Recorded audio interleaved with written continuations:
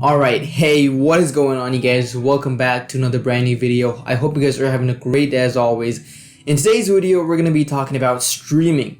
That's probably something you've heard from my channel for the past 2 weeks, I would say, because I've kind of been on this streaming craze and I really do want to get into streaming. So I did a little experiment for like a week to see how it goes, and this video is going to be a little summary of that week. So I hope you guys are ready to hear that. If you are, make sure you guys go ahead and subscribe to the channel and drop a like and turn on your post notifications so you'll be the first to see any future content. Alright, let's get started.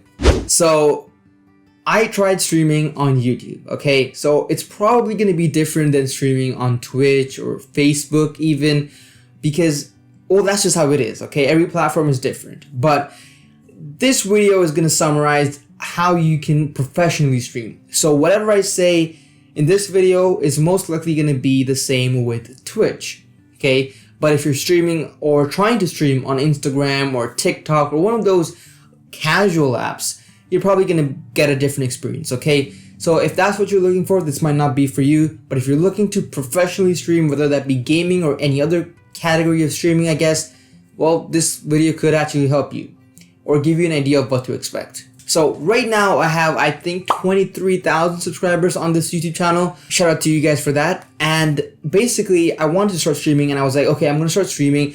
And once I got this podcast mic that I have right over there, I was like, this is perfect because I can use this for my streams and it'll sound professional, which it did actually.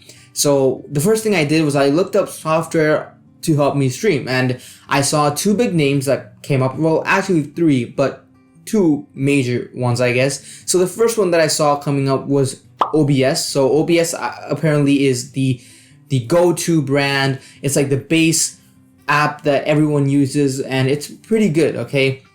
I did also see something called Streamlabs OBS, which is basically OBS, I guess, with a better UI, a little bit of a better experience. It gives you a few themes and whatnot you can use for free as well. So a lot of streamers do actually use Streamlabs. And then there's something also called XSplit, which I didn't really look into too much because I heard that it's a paid application. So especially if you're a starting streamer like me, you don't want to be investing too much of your money, because I did invest a lot, and I'll talk about that in a second.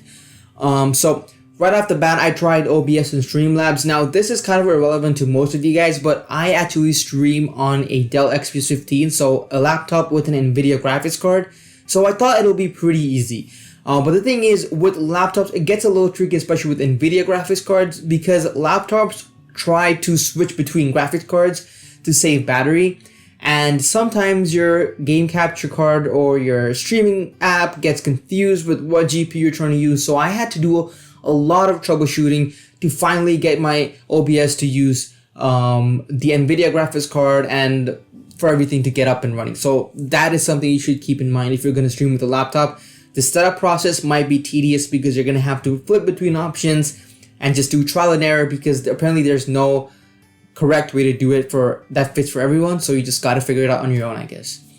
So once I had my streaming set up with OBS, I had like basically two scenes. One was like just to show my desktop, and one was to show like a game.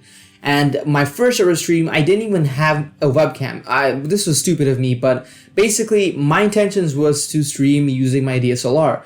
And I didn't have the equipment for it yet, so I was like, let me just do a test stream just to test out my microphone. And I did that. It was like a 25-minute long stream. And shout out to you guys. This was unannounced, and I got like 18 peak viewers, and I was getting like 12 plus concurrent viewers throughout the whole stream, which I think is pretty impressive. I don't know about you guys, but I think I'm super grateful for that. So shout out to whoever joined on that stream. And this stream was really fun because I felt the joy of streaming. Like, I felt what it was like to think on your feet and just like entertain live instead of like preparing for something, cutting up and doing post-production and doing that whole process.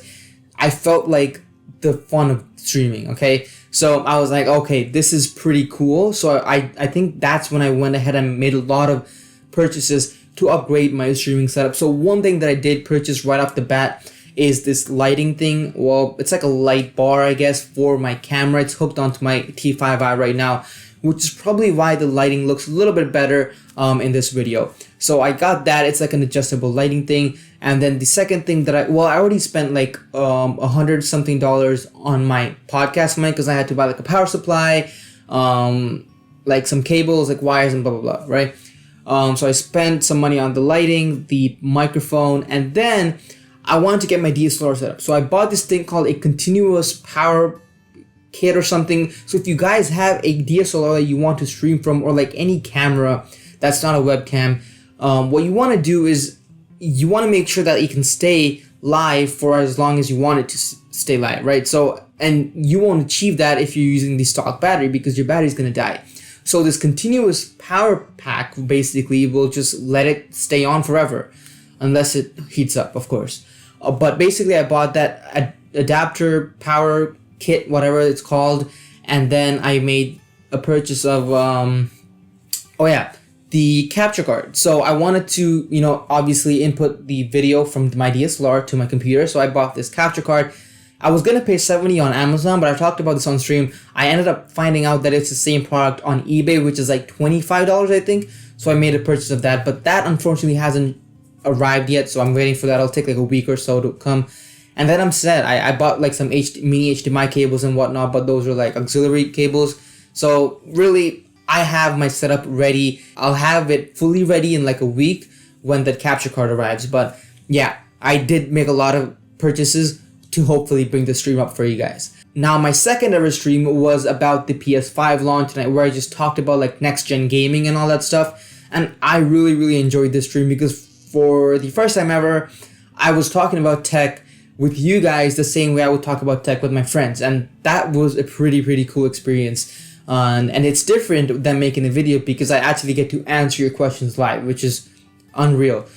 So that stream was probably my best performing stream. I think I had a peak viewership of like 26, I believe, 26 peak viewers, and then I had like an average of like 12 plus viewers, which is also really crazy. Like when I saw that, I was shocked because my initial expectation was to get like 1 or 2 viewers if anything, and to get 12 plus viewers throughout the whole stream and a peak of 26, that was truly humbling, and it was crazy to me. And then so that stream went well, and then I made a post on my community tab asking you guys, what do you guys want to see from my future streams? And then I asked you guys on stream as well what you guys wanted to see, and you guys kept asking for me to stream the Fortnite Doomsday event. So I didn't even know what it was, so I did a little bit of research on it, and I found out what it was, and I was like, okay, if they really want to see it, let me make a video on that.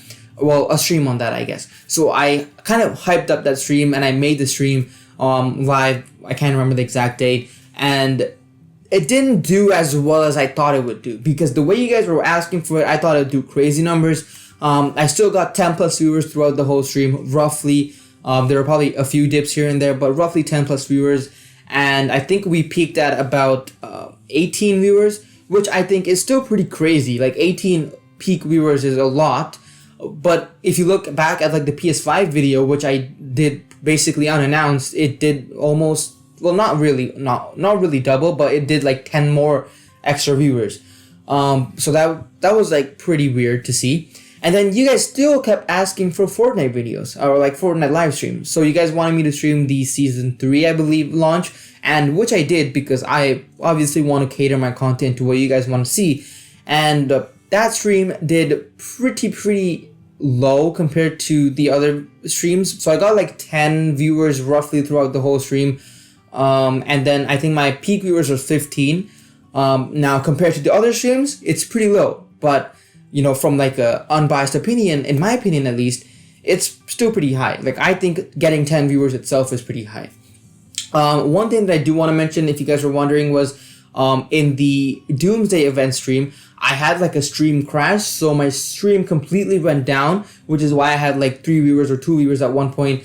My laptop just froze. And then when I was doing the Season 3 stream, my internet was really buggy. I don't know why. And my ping was like 400 plus, and my whole stream was lagging, like the gameplay was lagging.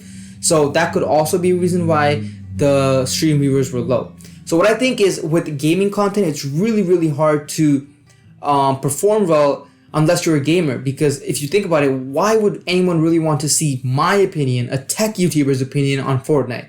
Okay, even though you guys asked for it, like, I understand why it might not be appealing. Plus, like, I suck at the game, why would you want to watch it, right? So I think that's why I'm probably not going to do any more Fortnite streams in the future.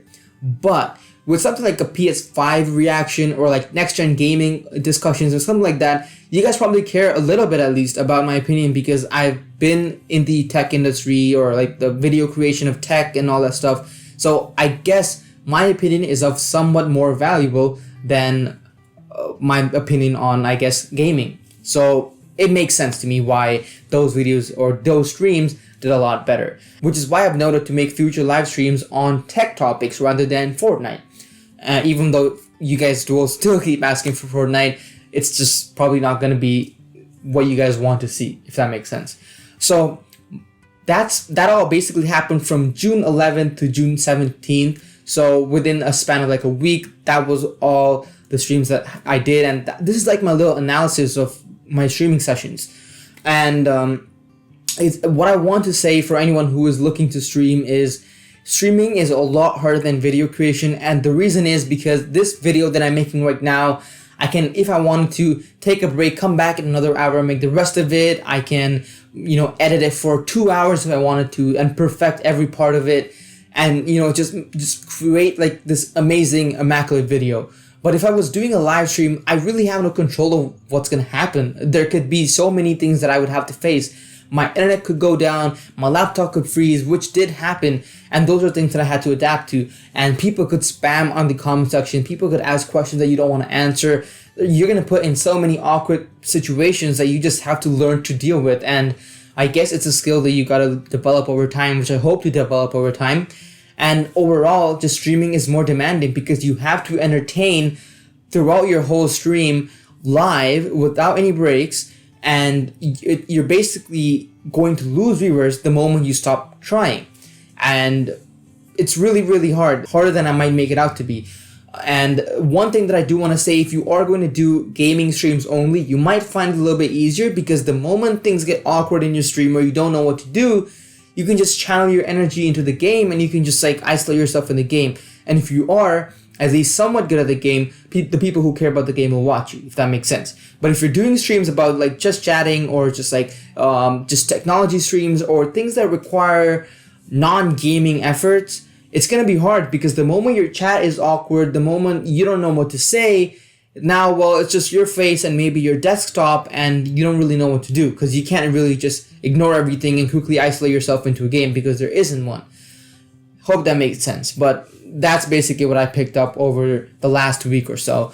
But yeah, that is what I wanted to say in this video. I just wanted to express my gratefulness to you guys basically for coming onto the streams and just enjoying them, hopefully, and just liking, commenting, and doing all that.